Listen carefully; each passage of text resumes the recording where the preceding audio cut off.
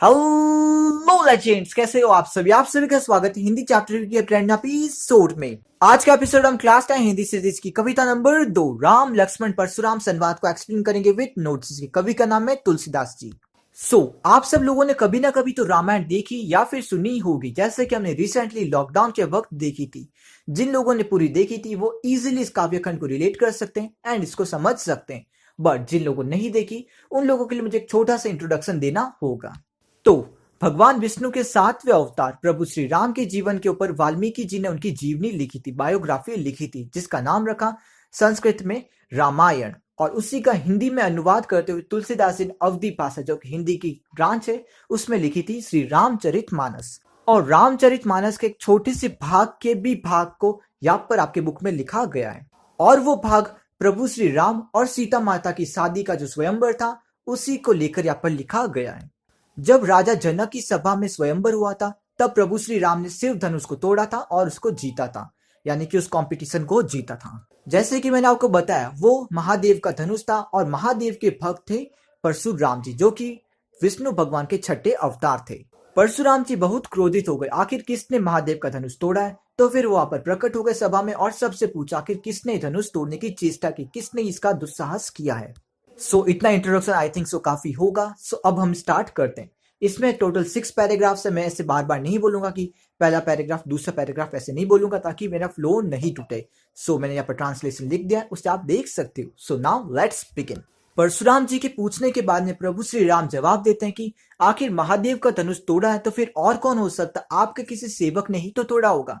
तो परशुराम जी कहते हैं कि मेरा सेवक ऐसे कार्य नहीं करता जिससे उसके स्वामी यानी कि उसके मालिक को गुस्सा आए। अगर वो मेरा भक्त होता तो फिर वो ऐसा कभी करने की कोशिश नहीं करता। अगर उसने ऐसा किया है तो वो सहस बाहु जैसा मेरा एक शत्रु यानी कि कोई राक्षस होगा जिसका परशुराम जी ने वध किया था। ये बात सुन के लक्ष्मण जी मुस्कुरा दिए और उन्होंने कहा कि ऐसा क्या था इस धनुष के अंदर, हमारे प्रभु श्री राम ने तो बचपन में कई धनुष तोड़े थे, तब तो किसी ने कुछ बोला नहीं, तो फिर इस धनुष में ही आपको ममता क्यों दिखाई दे रही है। फिर परशुराम जी गुस्सा होकर कहते हैं कि तुम्हें पता भी है बालक, ये धनुष किसका, ये महादेव जी का धनुष है। ये धनुष और त्रिपुरारी का धनुष, ये 2 धनुष सबसे महान है और यही इस संसार के महान धनुष हैं। And for extra knowledge, Tripurari के धनुष को प्रभु श्री कृष्ण ने द्वापर युग के अंदर तोड़ा था। तो शिव जी के धनुष के बारे में जो जानकारी दी थी परशुराम जी ने, लक्ष्मण जी वापस मुस्कुरा दिए और उन्होंने कहा कि आपको एक बात मैं बता देता हूँ। तो फिर लक्ष्मण जी ने कहा कि हम तो यहाँ पर क्षत्रिय है, हम तो राजा है, हम तो बचपन से ही धनुष चलाते हैं और उनको तोड़ते आए, हमारे तो सारे धनुष बराबर होते हैं। और कहता है कि हमारे प्रभु श्री राम तो इसको नया धनुष समझ के इसको आजमा रहे थे, ये तो उनके छूते ही टूट गया, इसमें उनका क्यों कसूर हुआ, उनकी क्या गलती है इसमें।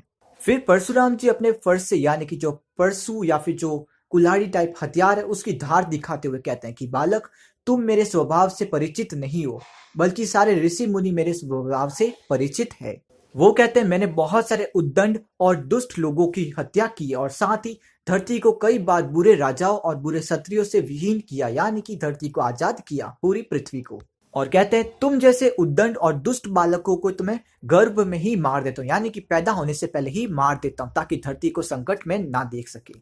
ये बात सुन के लक्ष्मण जी वापिस मीठे स्वर में बोलते कि हे ऋषि जी, हे महान ऋषि, आप मुझे बार बार अपना ये परशु दिखाकर डराने की प्रयास क्यों कर रहे हो। हम कोई कुम्हड़ के बेर नहीं है जो छोटी सी उंगली दिखाने से ही डर जाएंगे या फिर मर जाएंगे। और कहते हैं कि आपने तो मुझे आपके बारे में बता दिया, अब मैं आपको अपने कुल के बारे में बताता हूँ। हम रघुवंशी पूरे पृथ्वी में जाने जाते अपनी कुछ कलाओं के लिए और अपने साहस के लिए और साथ ही कुछ गुणों के लिए। हम कभी भी ब्राह्मण, देवताओं के भक्त या फिर गायों पर अस्त्र शस्त्र नहीं दिखाते और अपने बल का प्रयोग नहीं करते। और कहते कि आप मुझे बार बार क्यों डरा रहे, मैं तो जो भी बोल रहा हूँ वो तो सत्य है, उसमें कोई गलती तो हो ही नहीं सकती। लक्ष्मण जी के इन कटाक्ष वारों को सुनकर यानी कि कठोर शब्दों को सुनकर परशुराम जी का क्रोध और भी बढ़ जाता है और वो कहते हैं कि सभी सभाजनों से कहते हैं कि अगर ये बालक काल का ग्रास बन जाए यानी कि मृत्यु को प्राप्त हो जाए तो फिर कोई भी मुझे दोष नहीं देगा। और लक्ष्मण जी के सामने मुड़कर कहते हैं कि तुम मेरे स्वभाव से परिचित नहीं हो तभी इतने निरंकुश रूप से बार बार बोले जा रहे हो। फिर लक्ष्मण जी कहते हैं कि आप सच्चे वीरों से नहीं मिले तभी तो आप बार बार खुद की तारीफ खुद ही कर रहे हो और बार बार मुझे अपना ये परशु दिखा रहे हो। और कहते हैं कि जो सच्चे वीर होते हैं वो बार बार खुद की प्रशंसा खुद नहीं करते बल्कि रण में उतरकर यानी कि बैटल फील्ड में उतरकर खुद अपनी प्रशंसा दूसरों से करवाते हैं। और जो कायर होते हैं वो बार बार खुद के बारे में ही बोलते रहते हैं। अब इतना सुनने के बाद में तो परशुराम जी ने कह दिया, अब भले ही कोई भी मुझे कुछ बोले या फिर दोस्त दे, मुझे फर्क नहीं पड़ता। अब इस गुरुद्रोही यानी कि जो गुरु का अपमान करे उसे मृत्यु ही प्राप्त होगी।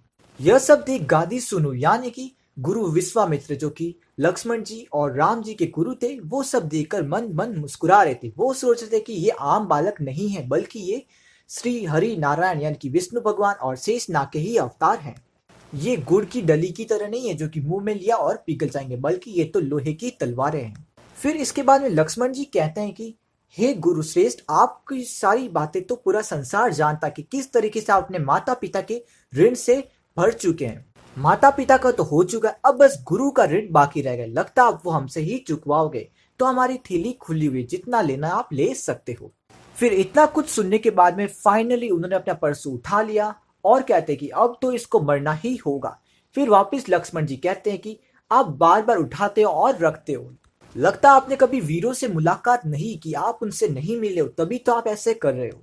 ये सब सुनने के बाद में जितने भी सभा में लोग बैठे थे वो सब हाय हाय करने लगे, यानी कि कह रहे थे कि ये अनुचित है, ऐसा नहीं करना चाहिए। पूरी सभा में जब चारों ओर हाय हाय मच रहा था, अनुचित अनुचित मच रहा था, तब जब कंडीशन पूरी बस के बाहर पहुंच चुकी थी, यानी कि परिस्थिति कंट्रोल के बाहर पहुंच चुकी थी, तभी प्रभु श्री राम ने इशारा किया और लक्ष्मण जी को शांत करवाया और फिर अपने मीठे मृदुल भाषा शब्द का प्रयोग किया और अपने परशुराम जी का क्रोध शांत कर दिया, यानी कि उसके अग्नि के ऊपर पानी का काम किया था।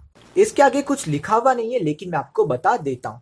प्रभु श्री राम ने अपने असली रूप यानी कि विष्णु रूप को दिखाया, जिससे परशुराम जी समझ गए ये कौन है और उनका गुस्सा शांत हो गया। इसी के साथ ये पोयम एंड होती है और मैं बता देता हूँ परशुराम जी अभी भी जीवित है, यानी कि वो अमर है। अगर आपको ये पोयम अच्छी लगी, ये कविता अच्छी लगी, जो कि लगी ही होगी, तो फिर आप कमेंट में कीजिएगा जय श्री राम। अगर नहीं समझ में आए तो कोई बात नहीं, कमेंट में आप पूछ सकते हो। गुड बाय लेजेंड्स, जय श्री राम।